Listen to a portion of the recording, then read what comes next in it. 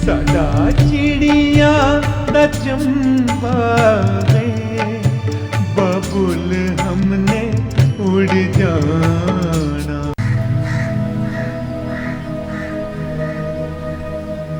वन्ना, एक मिनट वन्ना। आप अच्छी तरह से जानते हैं कि मुझे आपकी शक्ल से भी नफरत है। लेकिन ये भी आप अच्छी तरह जानते हैं कि मैं इस नफरत का हकदार नहीं हूँ। ओह वाह, एक लड़की की जिंदगी तबाह करने वाला, एक बाप की पगड़ी पूरी बिरादरी में उछालने वाला ये बोल रहा है कि वो नफरत का हकदार नहीं है। उसके साथ प्यार से पेश आया जाए। वरना ये गलत है। अगर मैंने ऐसा कुछ किया होता तो मैं आपकी बात सुन लेता, लेकिन देखिए, आप जो भी हैं मुझसे उम्र में बड़े हैं और मेरे माँ बाबू जी ने यही सिखाया है कि अपने से बड़ों की इज्जत करनी चाहिए। लेकिन माफ कीजिएगा, इससे ज्यादा इज्जत मैं आपको दे नहीं सकती। इसलिए बेहतर यही होगा कि आप बार बार मेरे सामने आने की कोशिश मत कीजिए। ये भी गलत है। ये तो महज इत्तेफाक है कि तुम मुझे दिख गई और मैं। सफाई तो आप अच्छी दे लेते हैं, लेकिन आपके लिए ये जानना जरूरी है कि मुझे सफाई देने वालों से सख्त नफरत है। क्योंकि मेरा मानना ये है कि सफाई वही लोग दिया करते हैं जो गलतियां करते हैं। और आपने जो मेरी बहन के साथ किया है ना, वो गलती नहीं, गुनाह है, गुनाह।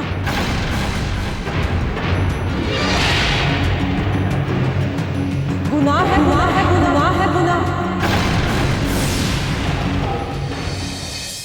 अब इसमें हम और क्या कर सकते हैं भाई?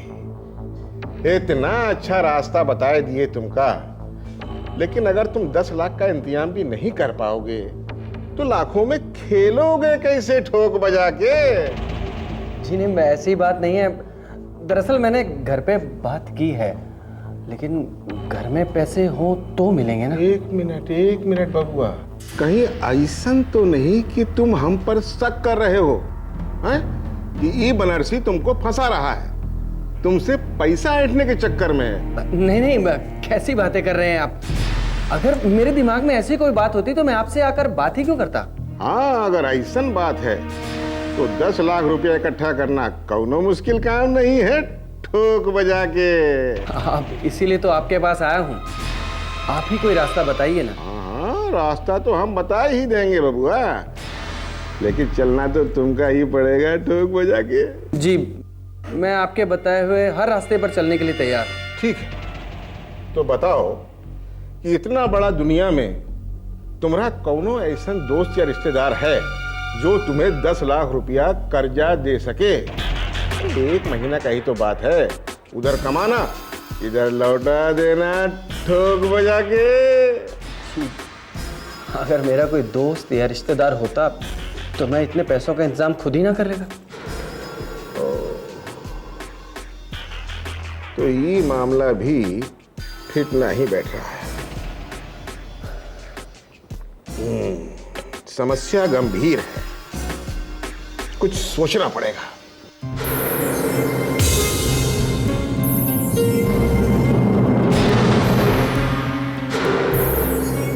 हाँ, एक रास्ता है बबुआ ठोक बजा के। जी, क्या? अरे वो जौन घर में तुम रहते हो ना, वो तुम्हारा अपना है या भाड़े का? जी, अपना है। अरे धत तेरे की, तब कहाँ यहाँ सर पकड़ कर बैठे हो तुम?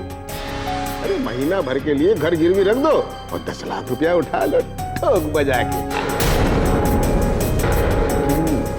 घर? अब इतना दिमाग पर जोर मत डालो बबुआ, मौका सुनहरा है, हाथ से निकल गया तो जिंदगी भर हाथ मलते रह जाओगे। अब हम रास्ता बताए दिए, आगे तुम्हारी मर्जी, हम तो चले अपने रास्ते। जय राम जी की, ठोक बजा के।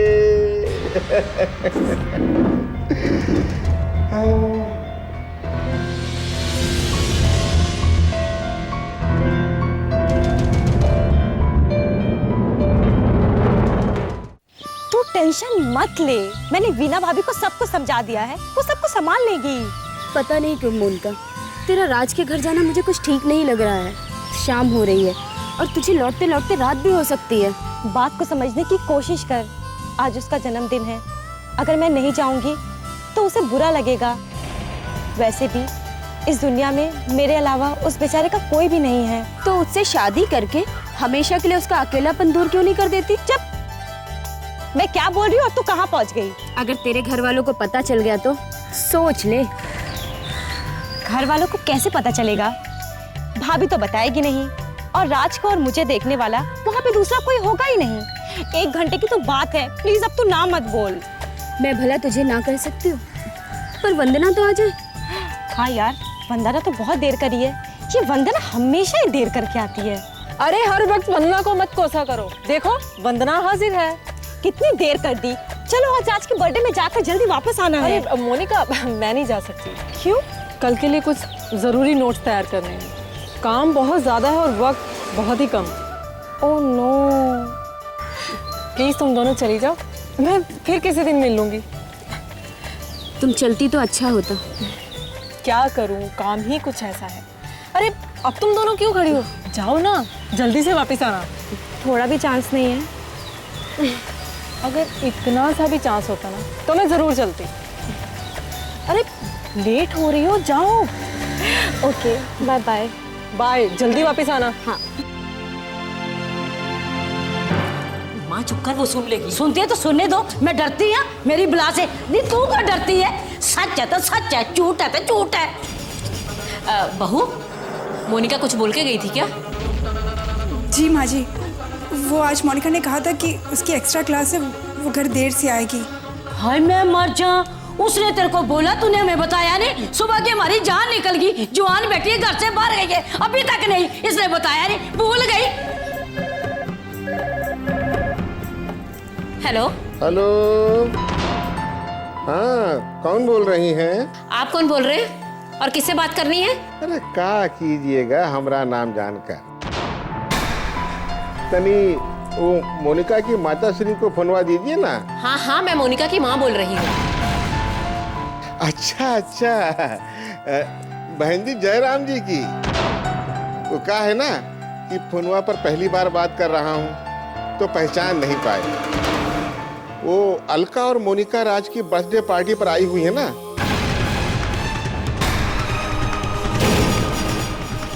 तो तनी उनको देर हो जाएगी, आप फिक्र ना कीजिएगा। बिल्कुल फिक्र ना कीजिएगा।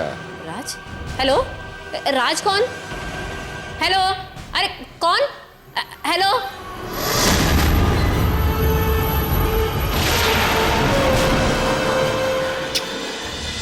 हुई गवा काम, ठोक बजाती।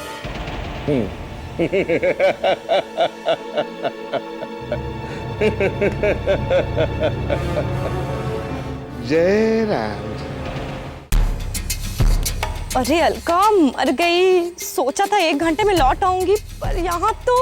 और बैठकर प्यार भरी बातें करो। कब से इशारे किए जा रही हूँ, पर मेरी सुनता ही कौन है। लैला मजनू की कहानी एक बार शुरू हुई तो खत्म होने का नाम ही नहीं। अब तू नानी माँ जैसे ताने देना बंद कर। नानी माँ से याद आया, सबसे ज्यादा गुस्सा तो वही होंगी। अच्छा ही है, मैं तो चाहती हूँ कि आज तुझे इतनी डांट पड़े कि तेरे सिर पर से प्यार का भूत उतर ही जाए। अलका, तू मुझे डराना बंद कर। इतनी रात हो गई है, पता नहीं ये कमबख्त ऑटो वाले मिलेंगे भी या नहीं। जब काम ना हो तो 100 मिल जाते हैं, और जब काम पड़े तो एक भी नहीं मिलता। अब तू ऑटो वाले को कोसना छोड़ और चल मेरे साथ। आज तो तेरे चक्कर में बाबूजी से मैं भी डांट सुनने वाली हूँ। अच्छा ठीक है, इतनी देर हो गई है।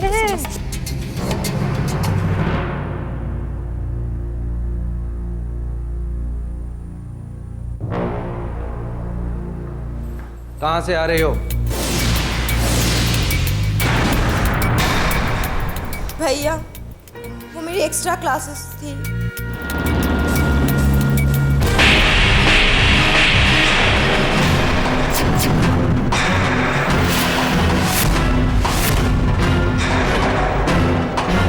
झूठ बोलने के लिए नहीं कहा, तुम्हें सच बोलने के लिए कहा है। बता, कौन है ये राज?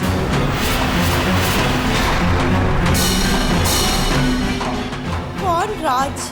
तुम एक थप्पड़ से सीखने वाली नहीं हो। मैं पूछती हूँ राज कौन है? जिसकी बर्थडे पार्टी पर गई थी तुम।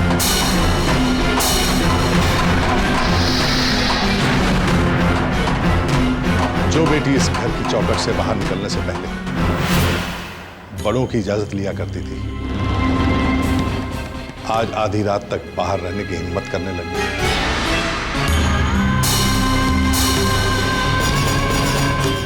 हिम्मत तो ये कर चुकी, पर इससे ये तो पूछ कि ये राज कौन है।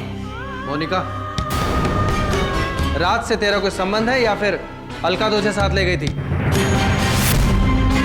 यही सच है, अलका ही इसको साथ लेके गई। पहले से ही मुझे इसके चाल चलन अच्छे नहीं लग रहे थे।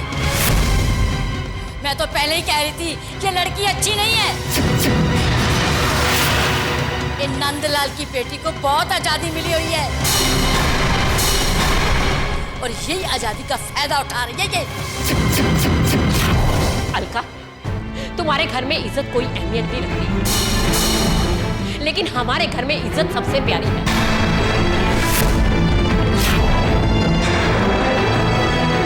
मैं हाथ जोड़ के तुमसे विनती करती हूँ, अपने घर के गंदे तौर तरीके मेरी बेटी पे थोपने की कोशिश मत करना।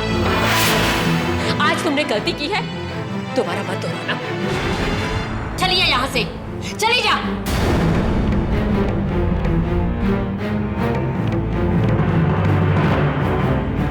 और तुम, आज तुम्हारी ये पहली गलती है, इसलिए माफ कर रहा हूं।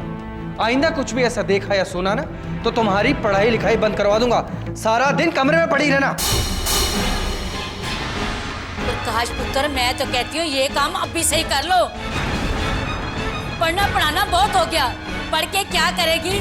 ससुराल जाके तो चुल्हा ही जलाना पड़ेगा ना इसको। ये कैसी बातें कर रहे हैं आप लोग? क्यों आप बेवजह इसकी जिंदगी खराब करने पे तुले हैं? इसकी जिंदगी हम नहीं, तुम खराब कर रही हो। और एक बात सुन लो, मेरी बेटी इस घर के असूलों पे चलती आई है और तुम अपने उसूल लादने की कोशिश भी मत करना, समझी? और अपनी बहन को भी समझा देना, अगर इस घर में रहना है तो इस घर के असूलों पे चलना होगा, समझ गई? हाँ।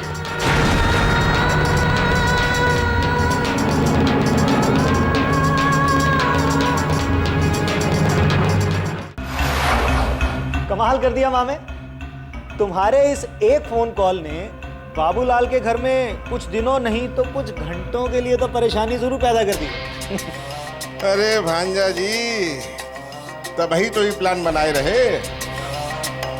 तुम तो बेकार में ही घबरा रहे थे कि मामा मत करो फोन, मत करो फोन। अब मान गए ना मामे को ठोक बजा के। मामा, तुम्हारे दिमाग की तो मैं शुरू से ही दाद देता हूँ, इसीलिए तो मैं तुम्हारे आगे कुछ बोलता नहीं हूँ। लेकिन मामा, जब भी मैं माँ को देखता हूँ ना तो मेरा खून खौल उठता है। दिल करता है इस बाबूलाल के खानदान को जड़ से खत्म कर दूं। लेकिन मॉम उन्हें तड़प तड़प कर मरते देखना चाहती है। ऐसा करना भी मत भांजे, क्योंकि हमें वही करना है जो हमारी प्यारी बहना चाहती है। और वैसन तैयारी तो हम लोग कर ही चुके हैं ना। एक तरफ तुम बाबूलाल की इज्जत पर वार कर रहे हैं और दूसरी तरफ हम ओकर बची खुची दौलत पर वार कर रहे हैं। लेकिन भांजी, एक बात बताओ, कभी तुम्हारे दिल में ये आया कि तू लड़की से सच्ची में मोहब्बत करने लगे हो ठोक बजा के? मामे, ऐसा कभी सोचना भी मत।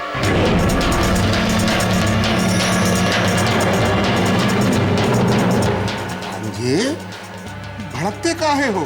मैं मजाक में भी उस परिवार के साथ प्यार की बात नहीं सोच सकता। और जहां तक मोनिका का सवाल है, ये मेरा दिल ही जानता है कि जब मैं उससे प्यार की बात करता हूं तो मेरे दिल पर क्या बीतती है। हम समझ सकते हैं भांजे, हम समझ सकते हैं कि बाबूलाल के लिए तोहरे लोगन के मन में जितनी नफरत है ना, उतनी नफरत हमारे दिल में भी है। अरे इतना सोचकर अपना खून काहे जलाएं भांजे? हम मामा भांजा पक्के शिकारी हैं।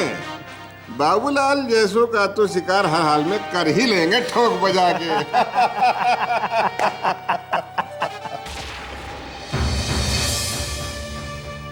देखो लक्ष्य, मैं तुम्हें बार बार समझा चुकी हूँ कि तुम दूसरों की खातिर अपने घर की शांति क्यों भंग कर रहे हो। बहुत हो चुका बेटा। देखो, तुम्हारे पापा ने जो गलती की है उसके बदले में तुम उन्हें काफी सजा दे चुके हो। माँ, ना तो मैंने उन्हें कोई सजा दी है और ना देने की सोच भी सकता हूँ। चलो मान लिया, लेकिन तुम खुद को तो सजा दे ही रहे हो ना। शायद मेरे नसीब में यही है माँ, कि पापा की गलती की सजा मैं खुद भुगतूं। वैसे भी कहा गया है कि बेटा जब बड़ा हो जाता है तो बाप का बोझ हल्का करना उसका फर्ज बन जाता है। और माँ के लिए बेटे का कोई फर्ज नहीं बनता है। बोलिए ना माँ, क्या करूं मैं आपके लिए? मैं अपने बेटे को खुश देखना चाहती हूँ। मैं भी चाहती हूँ कि मुझे कोई सासू माँ कह के पुकारे। मैं इस घर में बच्चों की किलकारियाँ सुनना चाहती हूँ। और ये सब तुम मुझे दे सकते हो बेटा। माँ, ये मुश्किल है।